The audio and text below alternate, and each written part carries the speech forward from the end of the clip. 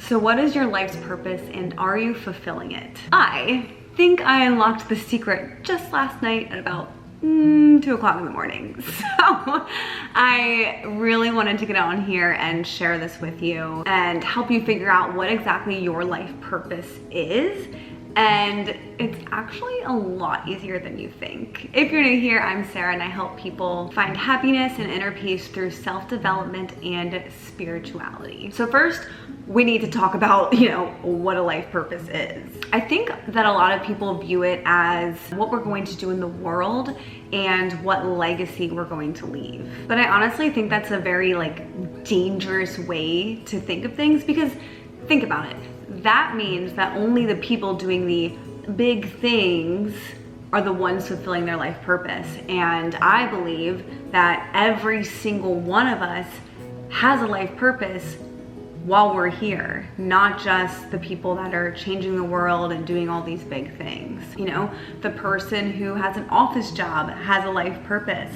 The homeless person has a life purpose. The person that works at McDonald's has a life purpose. We all have one. I want you to think about your life purpose as something that's a very individual level, right? I think a lot of times when we think about a life purpose, we think of all these grand things, changing the world or being famous or whatever it is that you're passionate about. And we think oh, maybe that's my life purpose.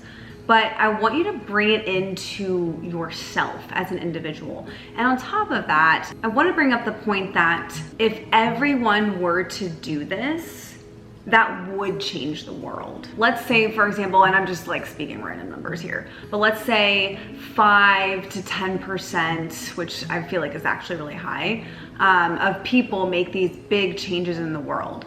So then what are the rest of us here for? You know what I mean? So on the flip side, imagine if 100% of people were fulfilling their individual life purpose, which would collectively change the entire world if we were all doing this. So in my opinion, our life purpose it's kind of simultaneously very grand, but also very small. So let me ask you one question.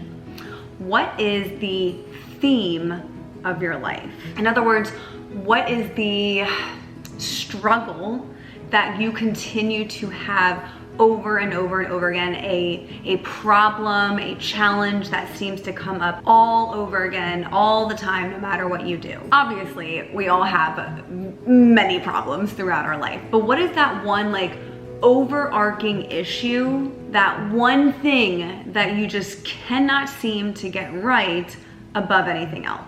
I'll get a little vulnerable and open with you guys here to kind of illustrate what I mean. I, like anyone else in life, have had a lot of struggles with different aspects of my life, whether it's, family or career choice or friends or money, whatever, all the things, right?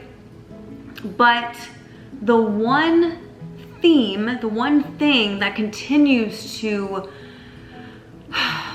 show itself in my life, where no matter how much I learn and I grow, I'm still not there yet and I can't seem to overcome this issue, is romantic relationship. I have experienced it all. I have been cheated on, I have been physically abused, I have been financially and emotionally abused. I have opened my heart and given my all into most of these relationships, and some of them weren't even relationships, right? Some of them, I've been in multiple year relationships, I've been in multiple year situationships, I've been in a few month flings, I've been in short term, I just have been every aspect of a relationship.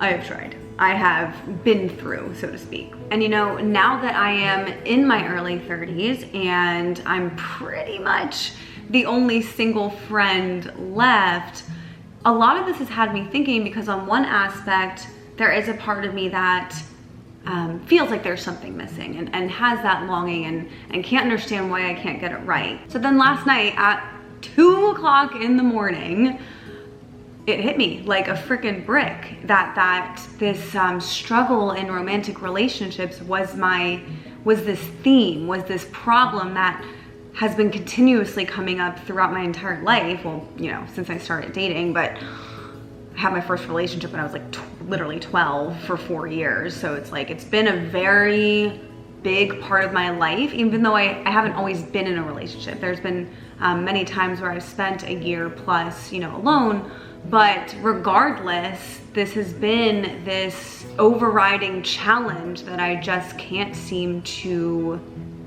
figure out.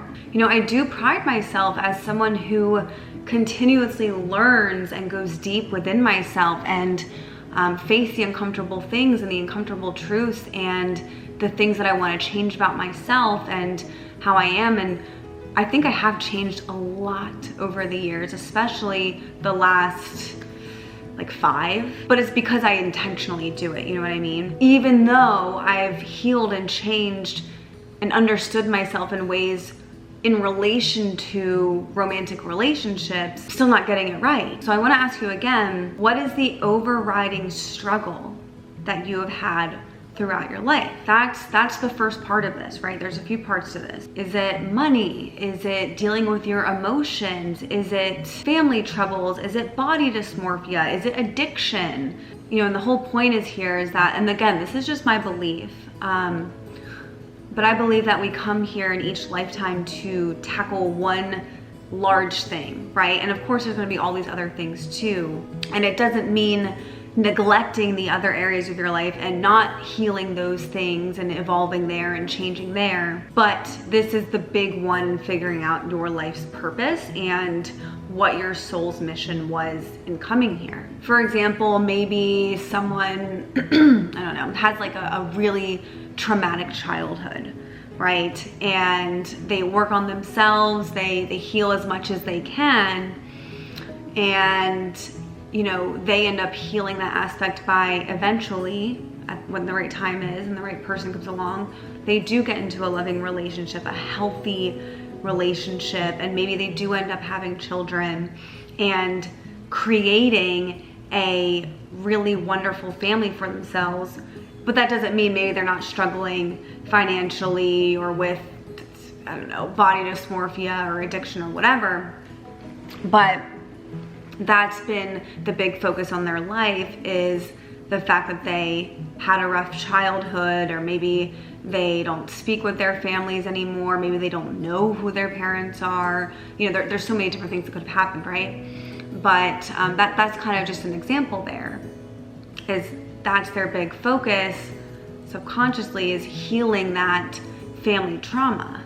And the thing is it's not necessarily about figuring out where the pattern is coming from, although I'm a big believer in at least tracing it back as much as you can. But the focus of this is figuring out what that pattern is, what that reoccurring thing is, and then moving forward, right? Like, there's a time and a place to be looking back and understanding our past and this, but then you get to a point where, okay, it's time to focus on the now and the future, and not harping on why things are the way they are, but that they are the way they are. And okay, now that I have a little bit of a basic understanding, how do I change this?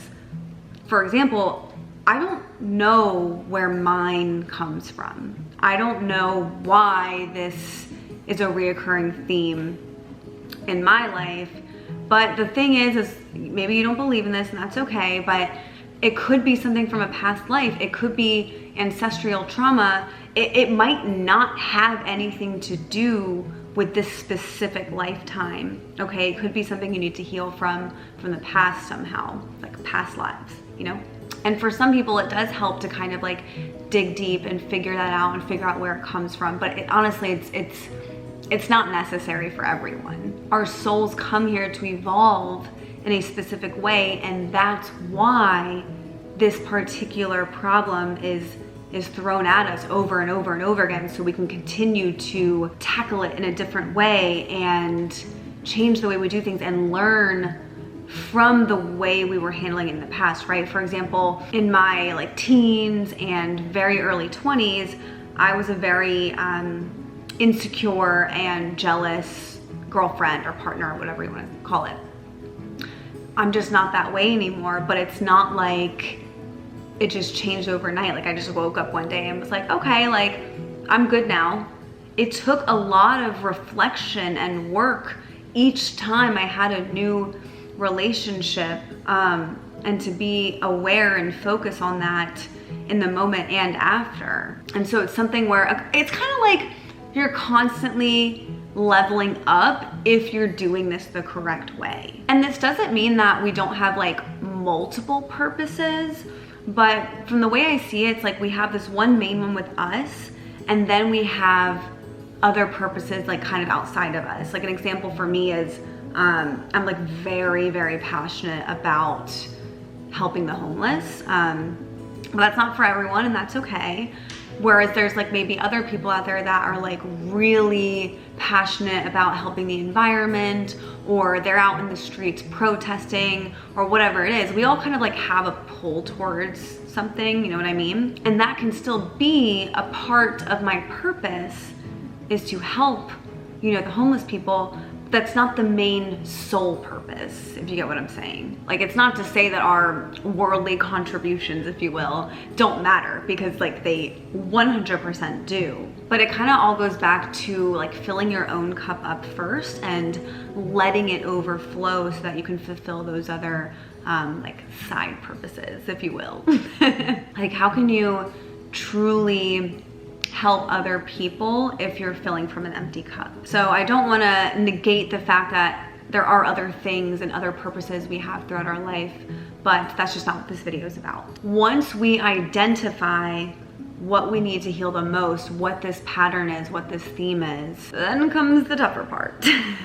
It's not only about knowing your life's mission, but how to navigate it and heal it, you know, and for yourself, but also in turn, like I mentioned in the beginning, for the collective. If we are all healing ourselves, imagine the magnitude that would change the entire world.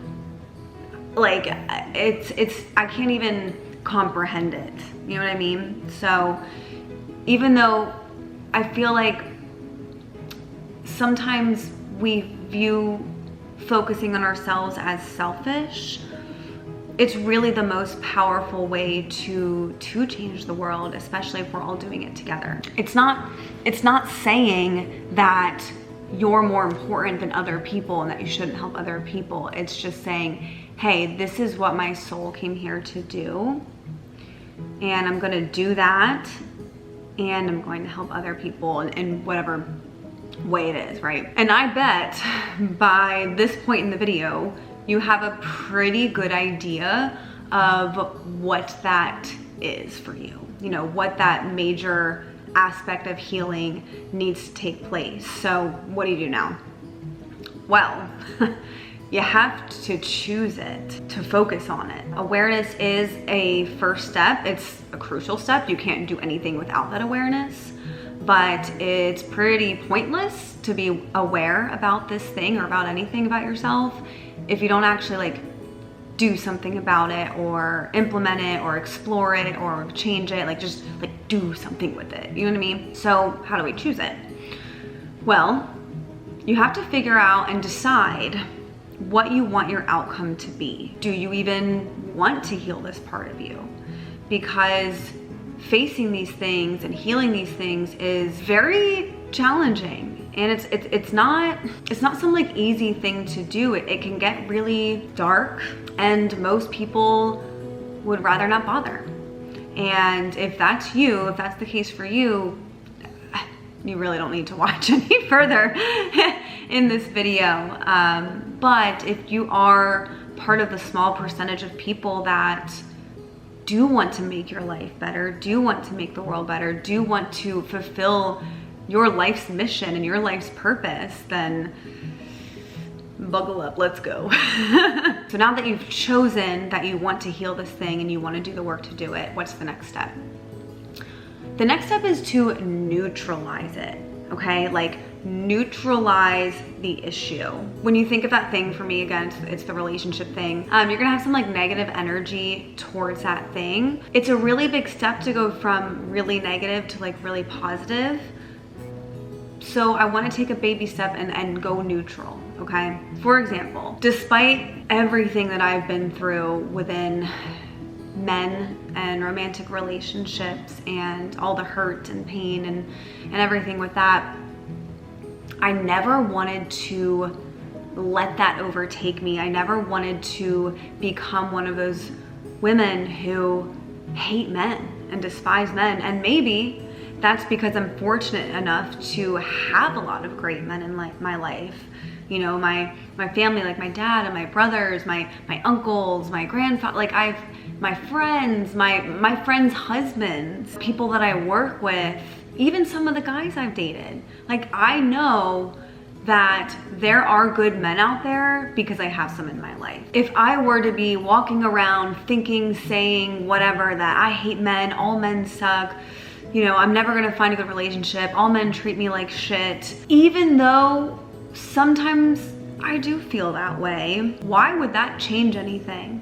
Why would that help the situation? If anything, it's gonna make it worse. If your life theme is money, you've always struggled financially, but you walk around saying, money sucks, I hate money, money is the devil, whatever, money's the worst thing ever. How do you expect to change your relationship with money and figure it out in a positive way and change your life in a positive direction with money if that's what your thoughts are? Okay, it's kind of like if you have a friend and you're constantly telling your friend, you suck, I hate you, you're the worst. Are they gonna be your friend? Is that gonna make things good? No, it's not. And it's the same with all these other aspects. You know, you can think of them as almost like another entity. You know what I mean? Like if you wanna befriend something, if you wanna have a positive relationship with something, whether it's a person or not, we're all energy anyway, you know what I mean? So you have to first neutralize that energy, and then we can move into the positive and really change that. But you can't be walking around constantly thinking and talking about how miserable you are, how much you hate this, or how this is never gonna change, or this is out of your control. If you're doing that, you can change it, but if you don't, just step out of the game. You lost. You know what I mean? Like, that's not going to change unless you change your mindset about it. And that's going to take some time. Next, you want to reflect on these past patterns. Where did growth happen? And where could have growth happened? Like, it's almost like, imagine you're back like in school, or maybe you are in school, and you have an essay, right? And you're going through and you're editing it, right? You have your red pen and you're editing the punctuation and changing this word and switching this out and doing this and crossing that out and adding that. Think of doing that, but with this aspect of your life. An example of this could be, for me, you know, when I always take time to like reflect on relationships, whether it was a full-blown relationship or even if it was just someone I was seeing for a few months. It's like I reflect and I'm like, okay, like what did I do that I am happy about and I'm glad that I did, and what did I do that I could have done better and I can do better next time, right? Like an example of this is like years ago, I was in a very unhealthy relationship, and this person brought out the absolute worst side of me. I mean, a side of me that I didn't even know was there and that I haven't seen since then, to the point where I would end up like raising my voice, like yelling, right? And that's just not the way I handle conflict. I'm not combative. I'm very understanding. Like, I like to sit down and have conversations in this kind of tone and talk about things. And so when I was reflecting on that relationship and thinking of all the things that, like, why didn't I pick up on that? I was too blind to see that. Well, what could I have done to change the situation? Obviously, besides leaving, right? Which I did do that a few times, but I always got sucked in. I know some of you know what I mean.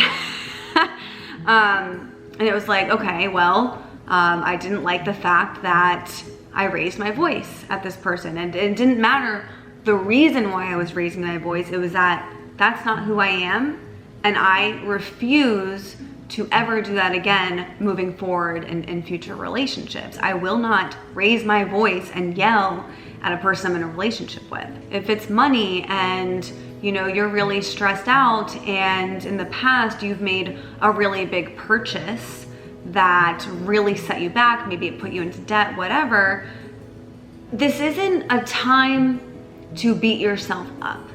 This is a time to, again, bring awareness in, be understanding, have compassion for yourself and say, okay, well, I did that incorrectly. Okay, I did the best of what I could at that time. Now, how can I make sure that I don't make the same mistake again? So maybe the next time you want to make a big purchase, but you're in a similar financial position, you say, aha, wait a second, last time I did this, I didn't like what it did to my life and the debt it put me in and how it made me feel and it stressed me out and whatever. So I'm not gonna make that decision again. I'm gonna change my decision and level up and move in the right direction. And then you just keep doing that. You keep building on that. And the thing is once you start learning yourself and reflecting on these things and bringing these awarenesses in, it actually gets a lot easier as you move forward. Okay, and you pick up on these things much quicker, which means, it might start off kind of slow, and then all of a sudden you're like, whoa, I'm like leveling up really quickly, right? Here's another personal example for you. And man, I'm being real open with you guys in this video, but it is what it is, it's healing to talk about these things sometimes too, even if I'm just talking to a camera. 2 guys ago, it sounds weird, but I dated this guy for about a year, and after about like 6 or 7 months, he really started like distancing himself, and I held on for dear life because I cared about this person so much and really saw a future with them. And I held on. I really held on for months, and then eventually, ended it. And so then the most recent guy I was dating, and both of these people are great people. And I started to notice the same pattern of this person pulling away around the same time frame, like 5-ish months, 6 months. And because I had reflected after my last one and learned that like that's what this kind of pattern is, this is what happens, instead of fighting for it and hanging on for too long, I recognized the pattern from before and I gracefully exited. Okay, and so that's what I mean by using those past reflections and bringing it into your present. And you're just gonna keep leveling up until you get to where you wanna be. You know what, I'm actually interested to know if you've figured out like what your like overarching theme is, like what that big major thing is in your life that you wanna heal. Can you put it in the comments? Because I'm just like curious. And if you do have any questions, oh my gosh, please like write in the comments or email me, DM me on Instagram, whatever. All that stuff's in the description below. Like, let's chat about it. Like, let's figure it out together. And I think it's really important. So I hope you guys found value in this video. If you did, please don't forget to like and subscribe so we can hang out again next week. I love you so, so, so much. Don't forget, be limitlessly yourself.